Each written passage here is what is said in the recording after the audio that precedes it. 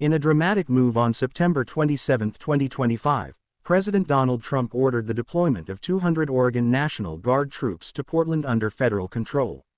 The stated mission is to protect U.S.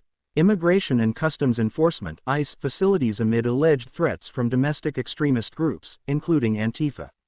The president authorized Defense Secretary Pete Hegseth to use full force, if necessary, raising questions about the scope of the intervention and whether it could involve lethal measures. The announcement has sparked immediate controversy, with Oregon's Democratic leadership vocally opposing the action. Governor Tina Kotek and Attorney General Dan Rayfield have both condemned the deployment, asserting that Portland does not face any genuine threat that would justify military intervention. Governor Kotek emphasized that the city is just fine and has seen no insurrection or attacks on federal facilities, challenging the federal government's portrayal of the situation.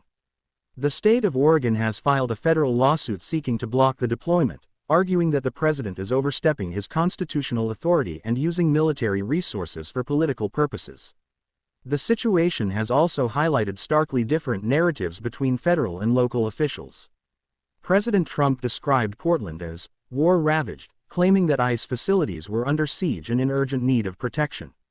Local authorities and community leaders, however, dispute this characterization, insisting that the city is peaceful and that federal claims are exaggerated or based on outdated information.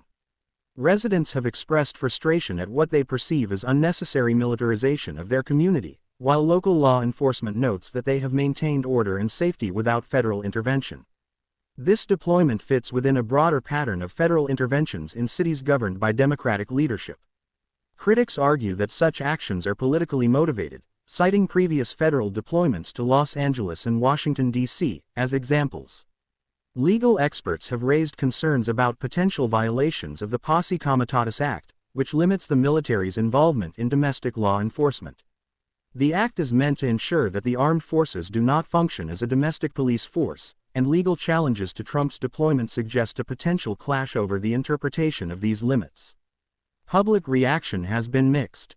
Supporters of the president argue that the deployment is necessary to protect federal property and maintain law and order. They point to past incidents of vandalism or protests at ICE facilities and argue that federal intervention is justified. Opponents, however, see the move as an escalation that risks inflaming tensions and undermines trust in government institutions. Demonstrations have erupted in Portland, with protesters calling for the immediate withdrawal of federal troops and criticizing what they perceive as a misuse of military power against American citizens. The deployment has significant implications for federal-state relations, particularly regarding the balance of authority during domestic crises. Legal scholars note that this case could set a precedent for future interactions between state governments and federal authorities in politically contentious situations. The outcome of Oregon's legal challenge will likely be closely watched across the country, as it may define limits on the federal government's ability to deploy military forces domestically under the guise of protecting federal property. As the situation continues to evolve, both sides remain entrenched. Oregon officials vow to resist what they consider an unlawful federal overreach, while the federal administration insists that the deployment is both legal and necessary to safeguard federal facilities and personnel.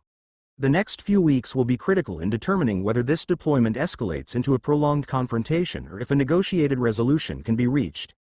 Meanwhile, residents of Portland continue to live under the shadow of military presence, raising questions about civil liberties, governance, and the proper role of the federal government in domestic affairs.